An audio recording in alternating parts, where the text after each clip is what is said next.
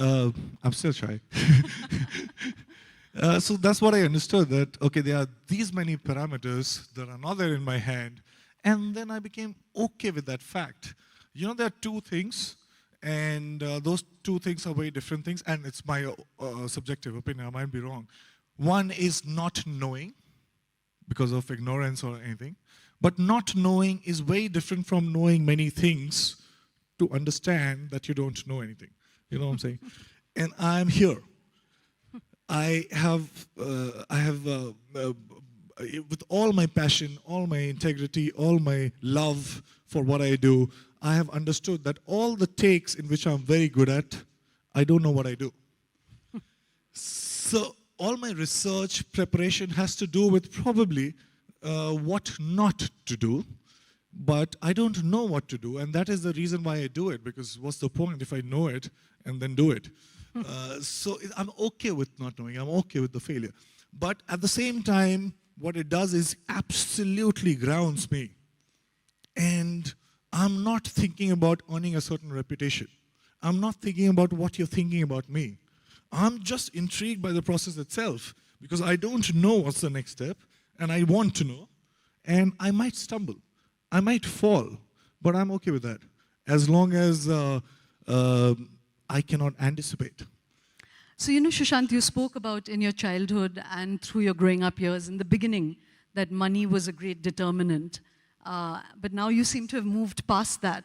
So is that because your bank balance finally looks robust?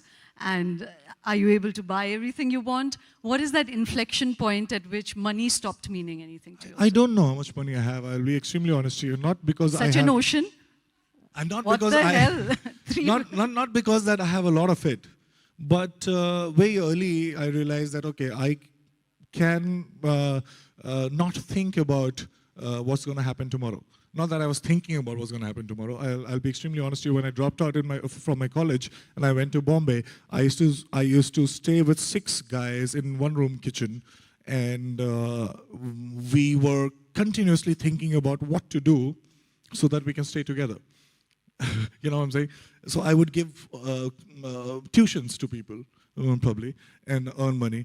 But that's being with those 6 guys in those one-room kitchen, not knowing what's going to happen, was such an exciting phase to be in, that with all the money I have, all the acceptance, acknowledgement I have, I can be at par with that. I cannot exceed that.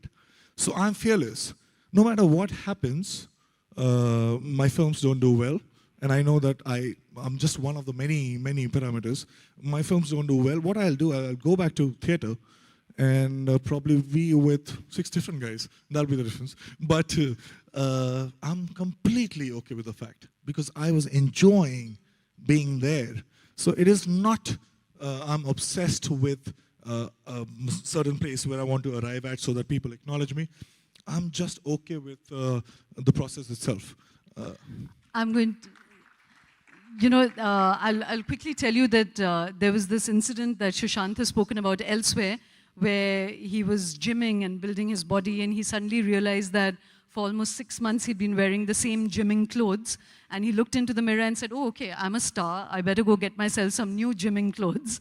And on the way he saw a BMW bike for about 30 lakhs, and he said, oh, I like that bike. And he bought himself the bike instead of the gymming shorts, you know. And I think you've spoken elsewhere, he said, but that's the inflection point at which he felt that there's a point when a little bit of money can get you very big things. And then there's an inflection point after which a lot of money can get you very small things.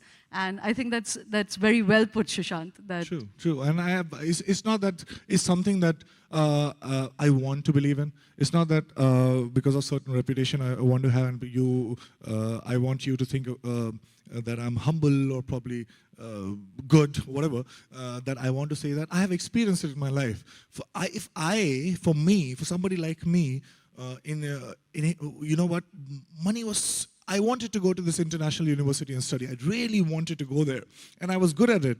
And at that point of time, I realized that, okay, I can't go there because I don't have a certain thing which I cannot possibly earn at that point of time. It was a eureka moment, you know. And I was like, okay, this must be very important. So I know the importance of money. I'm not saying that money is not important. Of course, it is important till a point, because it buys you and it moves a lot when you don't have it. But after you have it, a lot of money buys you just a little. And just creating that illusion that, okay, I have much more money than you, and hence I should be happy, and then pretending to be like that, it doesn't make you happy. So this thing, I was just aware. And because I was curious, I thought there is something wrong with me. So I started watching videos, I started reading books, and I realized that people who are like, just like Think, there are certain forums that happen internationally, like edge.org, where the pioneers of different disciplines who are standing at the edge of knowing everything about that discipline. They meet and they discuss one idea, and they discuss one idea every year. So they were discussing the same thing. And what I'm saying right now is I'm actually quoting Daniel Kahneman, who's a Nobel Prize winner, and he says that there are two different selves. One is the experiencing self, and the second is one who just reflects and thinks that I should be happy. You know what I'm saying? So 99% is the experiencing self who doesn't care what is happening as long as it's fresh. It's a new experience. And that 1% which forms the narrative is completely different. And you can manipulate that. And I understood that. So I'm not concerned about that 1%. I'm continuously manipulating that 1% so that I have a good story to tell. They say that your life is the story that you tell yourself. So I have a very good story to tell. But I'm not concerned with that 1%. But I'm continuously trying my best To indulge in experience that I absolutely fascinated about. So let's move to your films. Out of the 3 films that everybody has seen and really you've been applauded for, which of those roles did you resonate with? Let's pick Dhoni, for instance. What about that role really challenged you, made you feel that the experience was worthwhile? Can I be extremely honest?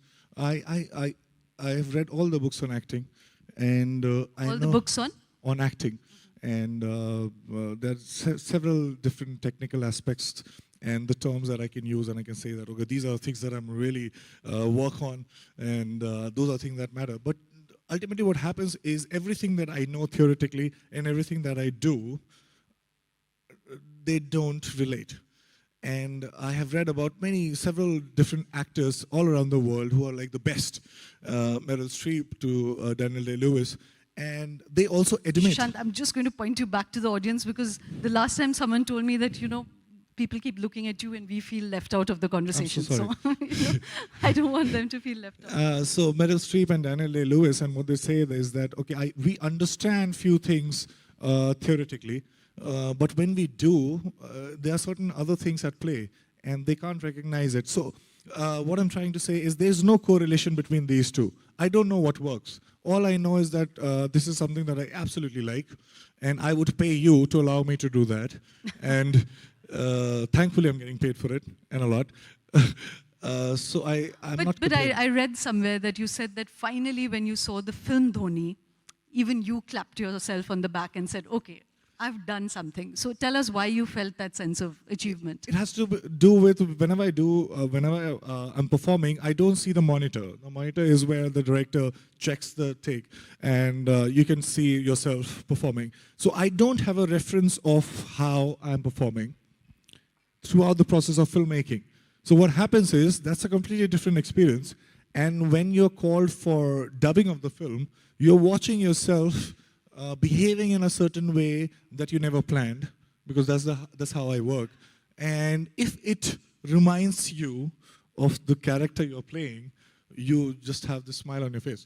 So that's what I was feeling. I was like, okay, this reminds me of somebody who is the captain of Indian cricket team.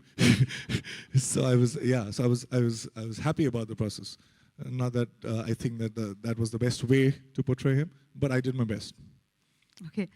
In Kai Poche, you were a cricketer who had been who didn't succeed, and then 2 years later you were playing the captain of the Indian cricket team. How did you differently prepare for both these roles? I mean, how did you prepare for being Dhoni, and how did you prepare for being this rejected cricketer? It's a very simple thing. It is so abstract. There are so different processes that you can think of building a character. And like I said, I have a team. So they are friends of mine who were seniors in my college, and they went to the best B schools in India. And I called them up back, and we formed a team, and we worked together. So it's a wonderful process. And so we tried to figure out, okay, how we can be slightly more specific in the process of building a character. And we found that there is this test called MBTI test that tells you that there are only 16 characters in the world. So you have to answer 150 questions, and then it will tell you that you are this character type, and it will give you the exact analysis of that character. So what you do is, just like Sherlock Holmes, you read the script, you write down all the hints about your character, and then as the character you take the test, and it will tell you what character type you are. And if I take the test, and if my two friends from the same college take the test, and we have the same character type, we know that we are hitting on something really specific. So that's what I did.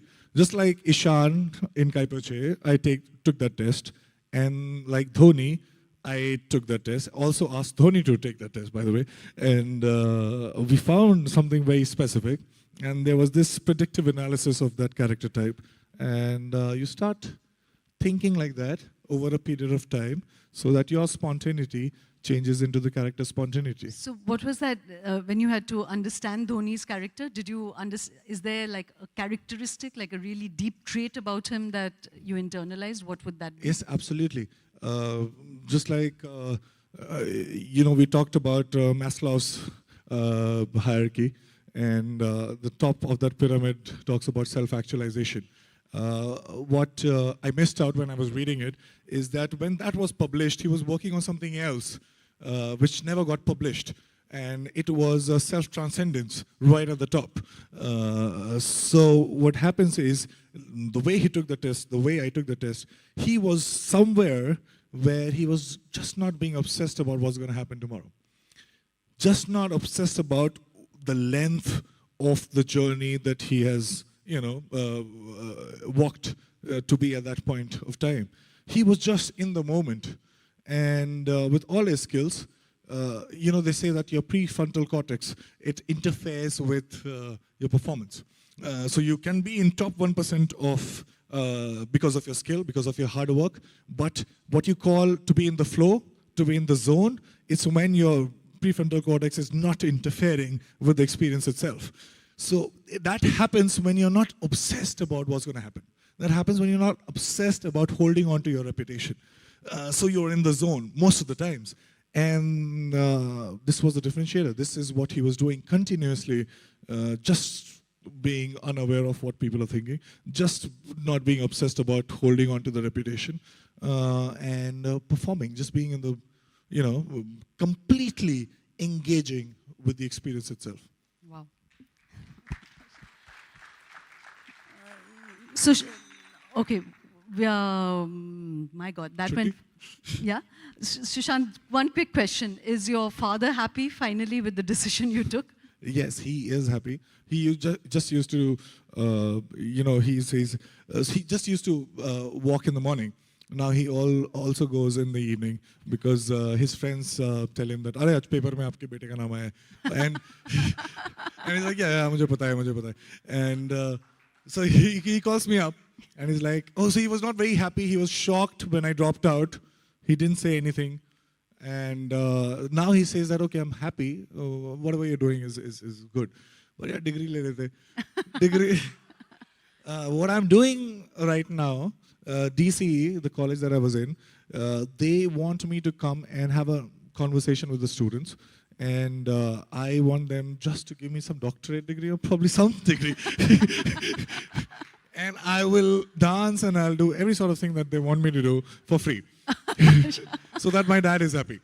So you've given me a great cue, Sushant. Before we wrap up and take audience questions, you just said that you'll dance for free. Please dance for free for us as well. All right. Yeah? I'll Okay. Can I ask the console to play a song that we can get Sushant to dance to? Which one did...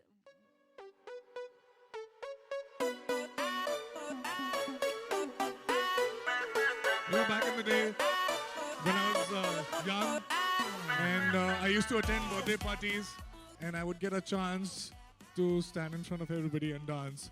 I feel a deja vu feeling right now, but I will still do it.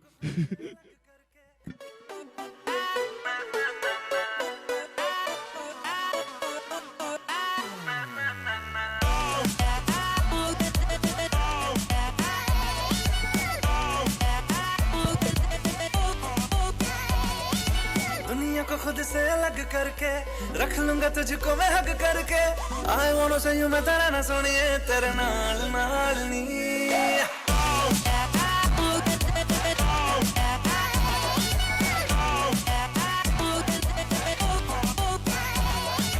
दुनिया को खुद से अलग करके रख लूंगा Wow. You know, you've been speaking about that transformative power of art. One saw that, you know. You would never say that's a shy boy dancing. Thank you. Well, thank you very, very much, Sushant. I'm going to see if there's some audience questions. Before that, while I'm looking at the questions, would you just share with the audience that, you know, this other aspect of you where you feel if you're not going to get any further film offers, you're still okay because you still have theater to go to. So would you tell us about what is the new play you're engaging with and what it's about? It happened after just after the release of Dhoni, and it was received well. And then all the filmmakers that I wanted to work with, they came to me with wonderful scripts. But I somehow anticipated, okay, this is something that I can do, and I didn't do it, although I could have made a lot of money. But those 3-4 months after the release of Dhoni, I just decided to do this play by Moravia. I still have to do it. We're still doing the blocking. It's called The Two of Us, where this creative guy talks to his penis, and they're debating that who is responsible for that guy to be at the place where he is. And I play the penis, by the way.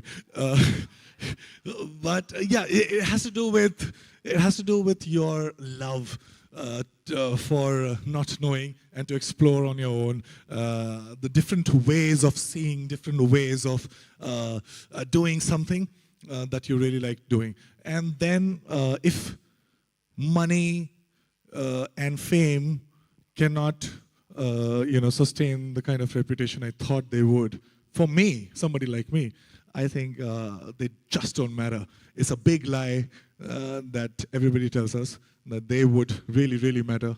Of course, when you don't have it, they do. But when you have it, it's just sheer curiosity and love, identification of what you want to do, and then doing it, that matters. So there's a question from somebody who hasn't sent their name, but they said Bihari and a TV actor, stereotype. How difficult was that to break? It was not difficult. I think it was a big support, because for some reason Biharis we think that we can do anything. So yeah.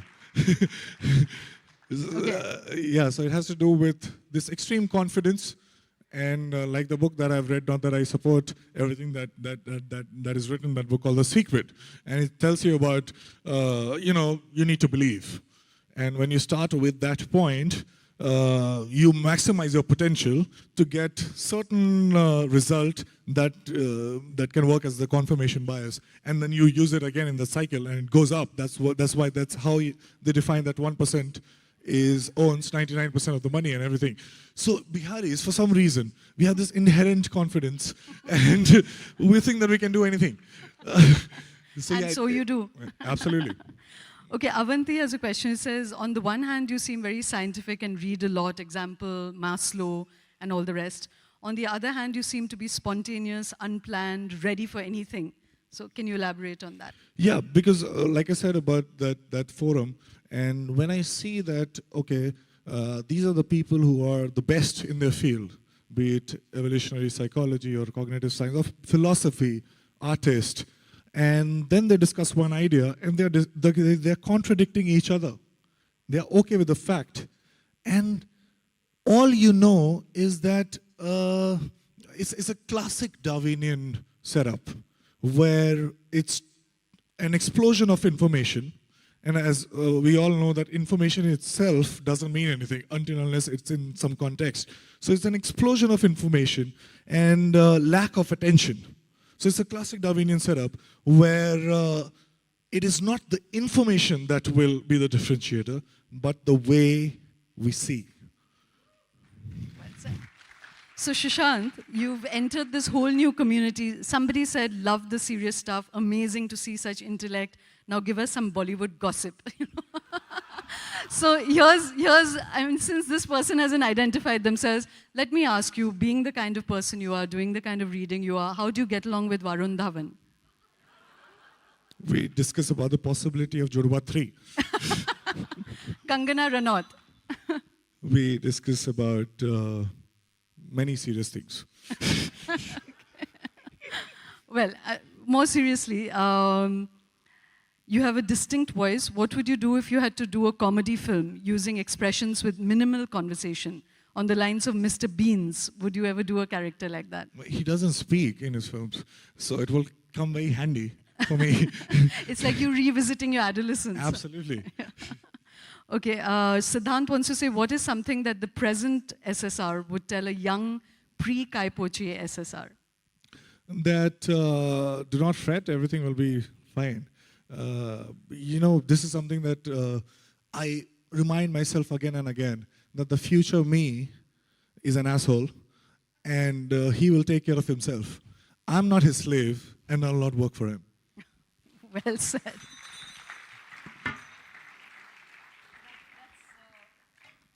That's a great note to end on, Sushant, that you will not be a slave to the future, Sushant. And you've been speaking constantly about living in the present. Certainly for me, the experience of you has been that you're a very unusual entrant to Bollywood. And certainly the choices you're making are very unusual. You don't want to be unusual, but that's our experience of you. One last question, that you just did a film where you had to have the abs and the moves and all of that. Did you like that self? Do you want to be play some more of those glamorous roles and enjoy being that? And I think I'm done with it. I just had to do it once because very honestly, I got dumped many times in my life. And I was here in the college and in the school. I got dumped again and again. And they said that you're not good looking and you're not interesting enough. So I had to do a film in which I'm all this charming guy with six packs, so that they just regret. Well, that's the power of cinema, that you get to play all the things that you weren't at the time you wanted them to be. Absolutely. And so thank you very, very Thanks much for being with us, Sushant. Thank you so much. And it's really been good having you.